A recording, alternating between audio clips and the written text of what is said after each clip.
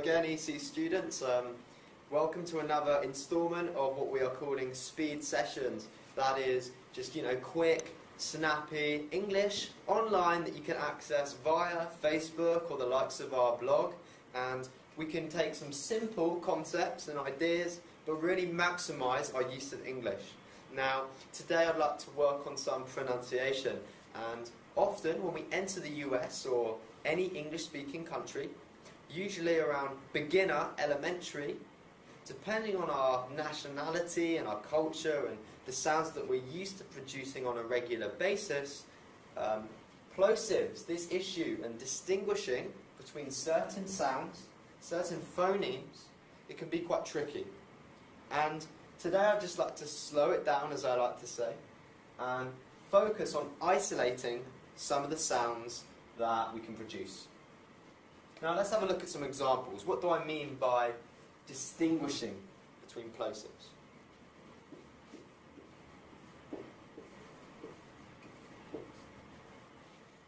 On my whiteboard, we've got pat and we've got bat. Two very simple, quite similar, basic words in English that for natives we take for granted. That means that we don't think about the difference in sound between the likes of the letter P and the letter B. But when we are learning English as a foreign language, we are not pronouncing the letter P as P. We're not pronouncing the letter B as B. We're using something more. Yeah? We're using phonemes. So what I'm trying to emphasize is that the sounds of letters are different from the way in which we say the letter. Take B. The sound for the letter B is not this. It's not like the little insect that flies around and buzzes about. No. Instead, we can isolate the sound as a B sound. Similarly, we can look at this word here, pat. We don't say or pronounce this letter P. Rather, we isolate the letter and the sound and we say P. Now, let's move forward a little, yeah? What do I mean distinguishing between sounds, or in this case, plosives?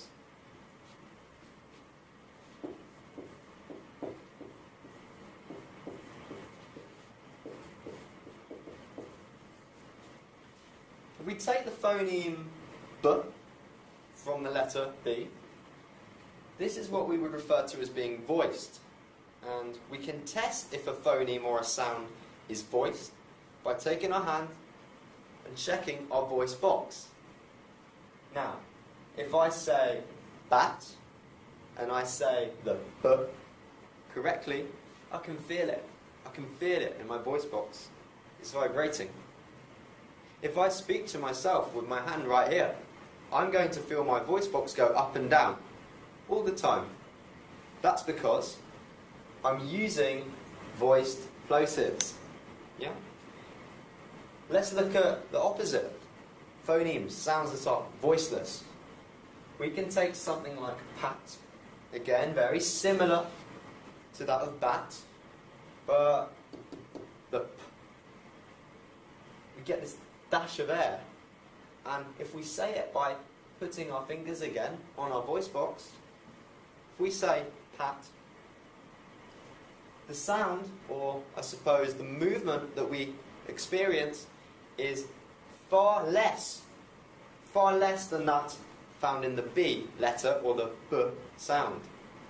Now, again, we might want to look more carefully at different ways of isolating. So the voice box is one. Yeah? If it vibrates, we know we're making a B. If it doesn't, we're making a P. And again, voiceless. We can hear that the P is voiceless. We can. And it sounds silly to keep shouting out letters or, producing these weird sounds in a new language, but this is how we perfect our pronunciation. So what's an alternative way, another way of distinguishing between a p and a b? Well, you can use the palm of your hand. Yeah, that's the most basic form of distinguishing between something that is voiced and something that is voiceless. Let's start with voiced. If I raise my palm to my lips and I say b, you're thinking, what? B? B.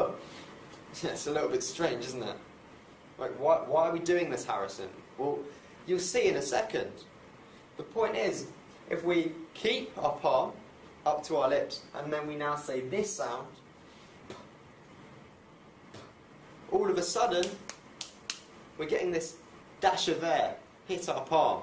Yeah? So rather than have the pronunciation just stop, as in b, yeah, the voiceless plosive is actually kind of being released physically from our mouths, and we can feel that release on the palm of our hand. So we have b, nothing, and we have p. Yeah, definitely something. So let's just have a look at a few more examples to make sure we know what we're doing.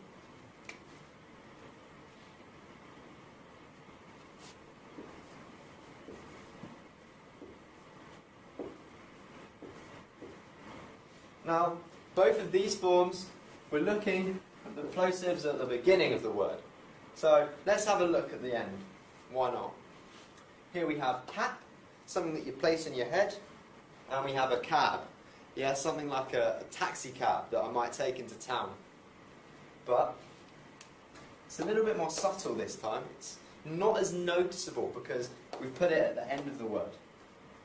But if we do our tests, we go over everything that I've tried to explain to you guys, we'll see that we can still distinguish between these. So, let's start with the voiced. We know that cab should be moving our voice box towards the end of the word. So when I finish this, by physically testing for it, I should be able to hear the b and its vibrations moving. If I think in contrast to that, and I look at this word here, the cap, again, I can slightly hear that. Cap. Cap. No. Not so much. Not this time. Let's try test 2. The palm test. Cab. Cab. Okay, there might be a little bit of air hitting my palm. Cab. But let's give it a go with cap. Cap. Cap. Cap. It's more powerful, it's more emphatic. Now, I'm not suggesting everybody write these down and read off a sheet and go around going boop, boop. No. But what you can do is find a quiet time of the day, you note things down, and you just kind of read, and you quietly just read them to yourself. Yeah? Just become comfortable with some of these contrasting sounds in English that are causing you difficulty. And if you ever are unsure about if a sound should be voiced or voiceless, you can use the voice box test, or you can try and use your palm and really feel that air to emphasize that something might be voiceless and have that production come, rather than the b, which is just going to stop, almost freeze in motion. I hope that this has been somewhat useful, and in the future I'm going to try, maybe for those of you at a slightly higher level, to introduce some more difficult phonemes and allophones that we can compare and contrast. For now, that's all from me. Have a good evening, and I shall see you around. Yeah?